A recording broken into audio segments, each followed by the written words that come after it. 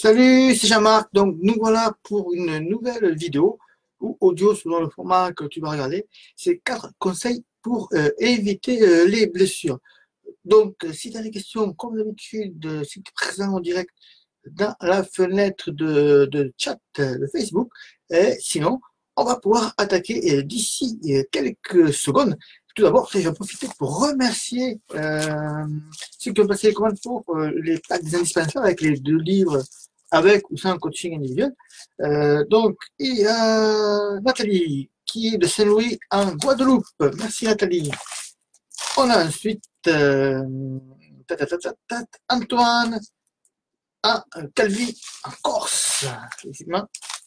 Et en français, en France, ils ont plutôt Patrice pour Liévin. C'est dans le 62. Tu vois pas trop où c'est, mais c'est pas grave.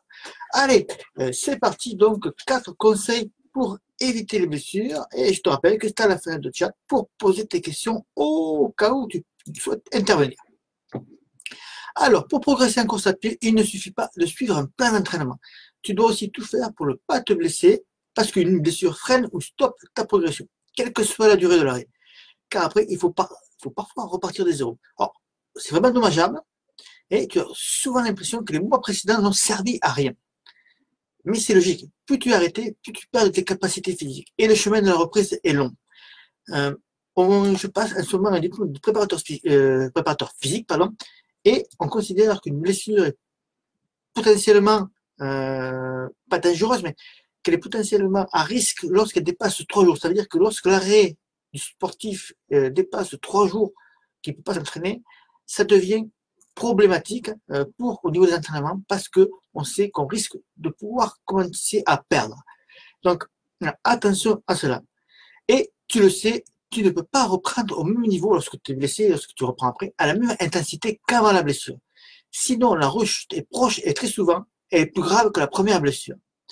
Un runner qui ne se blesse pas progressera plus vite qu'un autre qui se blesse, même si ce dernier fait de meilleurs entraînements. Le paradoxe est là. Tu peux être meilleur que ton voisin, faire les bons entraînements, alors que ton voisin fait un peu n'importe quoi. S'il ne se blesse pas et qu'à l'inverse, tu enchaînes les pépins, il finira par te dépasser. Bon, moi je te dis, je te pris ce cas-là, mais personnellement, si tu fais les bons entraînements, tu as moins de chances de te blesser que celui qui fait n'importe quoi. Mais c'était pour te montrer l'extrême qui peut se produire. Bien sûr, je ne souhaite pas que tu te fasses mal et que tu restes affalé dans ton fauteuil plusieurs journées au lieu d'aller courir et d'aller prendre le plein air. Donc, voilà pour toi 4 conseils pour éviter une blessure. Je regarde, j'ai pas de questions, je continue donc. Alors, tu vas peut-être me dire, mais je connais déjà ces conseils. Oui, et le fais-tu vraiment? Car le savoir ne remplacera pas l'action.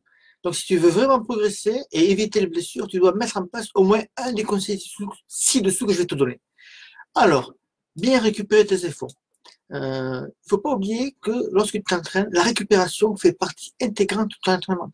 J'ai envoyé un mail ce matin concernant un coureur, un trailer qui s'entraîne tous les jours, il fait 10 km tous les jours et le week-end il fait 25 à 35 km sans aucune journée de repos.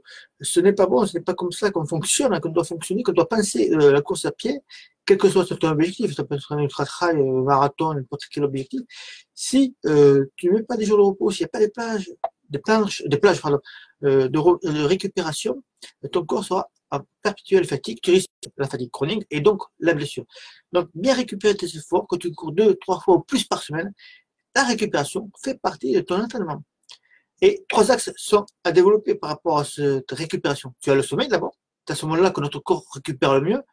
Donc après l'entraînement, on évite d'aller faire la fête, surtout quand tu fais des gros entraînements, et notamment d'aller en boîte de nuit par exemple. Tu as aussi la récupération active. Tu peux te trouver un moment à soi pour faire du stretching ou quelques assouplissements, ceux que j'ai conseillé par exemple au trailer que je t'ai donné l'exemple tout à l'heure, qui faisait 10 km tous les jours et 25 ou 35 le week-end. Je vais préconiser un jour, pourquoi pas le lundi notamment, après un gros week-end d'entraînement, repos total avec une petite séance de stretching, de récupération active, ou d'automassage avec une huile essentielle, avec un rouleau d'automassage également. Préfère l'huile à la crème quand même, parce que l'huile pénètre mieux dans la peau. Et comme elle est plus liquide aussi. Tu as aussi la nutrition avec l'hydratation. L'avant, le pendant et l'après sont très très importants. Par exemple, après l'entraînement ou une compétition, tu peux prendre une collation de ce type. Fromage blanc ou yaourt pour les protéines. Les protéines vont te permettre de reconstruire ton muscle. Des fruits secs ou un peu de miel pour les glucides rapides, car tu as besoin de refaire les stocks rapidement. Donc ça ne sert à rien de vouloir te priver de glucides ou de protéines ou tout, parce que tu fais attention à ton poids, tout ça. La collation post-effort est très très très importante. Elle va te permettre d'ailleurs de récupérer plus vite et donc de repartir plus vite à l'entraînement. Alors, un autre conseil que je te donne après des histoires de récupération, c'est de ne pas être mono-trailer. Alors, ce que je veux dire avec cette expression sortie de derrière les fagots, c'est très très simple en fait. Ne sois pas uniquement un coureur qui court sur la route ou un trailer qui pratique uniquement sur les chemins. Tu dois apporter de variété à tes entraînements et cela passe aussi par un changement de temps en temps de terrain de jeu. Et cela passe aussi par varier les allures d'entraînement. Ne faire que de l'endurance, ce n'est pas bon. Ne faire que des séances de fractionnés ou tout le temps se donner au maximum à l'entraînement, ce n'est pas bon non plus. Et tu dois adopter la bonne attitude après une séance de fractionné. Il y a l'échauffement avant, ça je t'en parle juste après. Et on n'enchaîne pas ces séances dures comme on le ferait avec des sorties d'endurance. C'est même l'un des fondements de tous nos programmes d'entraînement, dont la méthode rugby.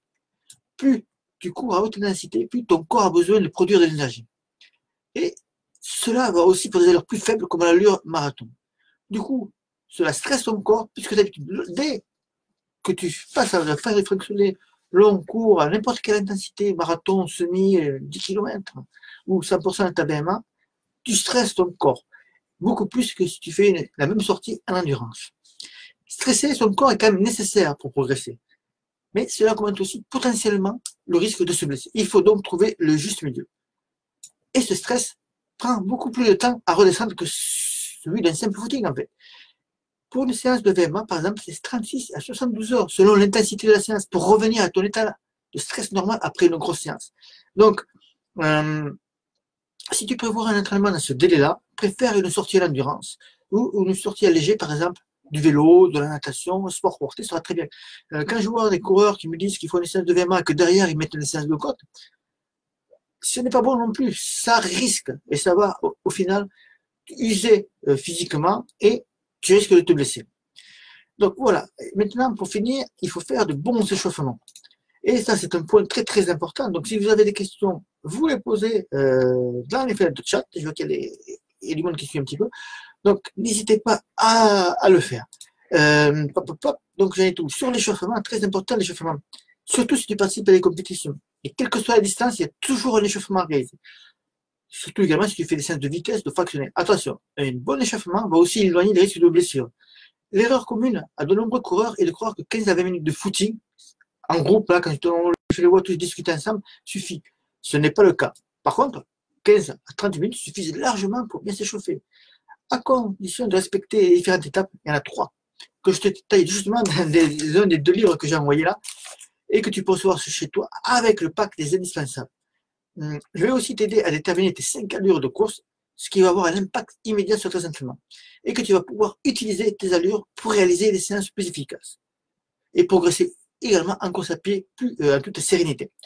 Alors, quelque chose de très important pour finir sur l'échauffement, je vois très souvent en course, en compétition sur 10 km, je le vois, 90% des coureurs ne font pas le bon échauffement idéal avec ces 3 étapes-là. Il est très important de les connaître et de les appliquer. Et je vois aussi des échauffements de plus en plus réguliers avec, je mets ma montre de GPS, avec notamment, par exemple, un coach qui est sur une estrade et puis un groupement de coureurs qui font un échauffement sur place. La course à pied, c'est spécifique également, c'est-à-dire que la course à pied, tu enchaînes des foulées, des mouvements, donc l'échauffement doit être approprié par ce genre de foulée. Si tu fais un échauffement basé sur des flexions genoux, sur des petits sauts sur place, à droite à gauche, tout ça, ce n'est pas, ça sera mieux toujours faire un échauffement comme ça que de rien faire, mais ça ne reproduit pas le geste que tu vas réaliser pendant 10 km, un semi, un marathon.